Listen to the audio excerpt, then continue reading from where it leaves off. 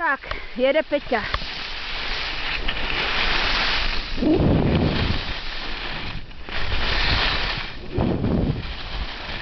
Ona jede jak drak. Vyjíždí.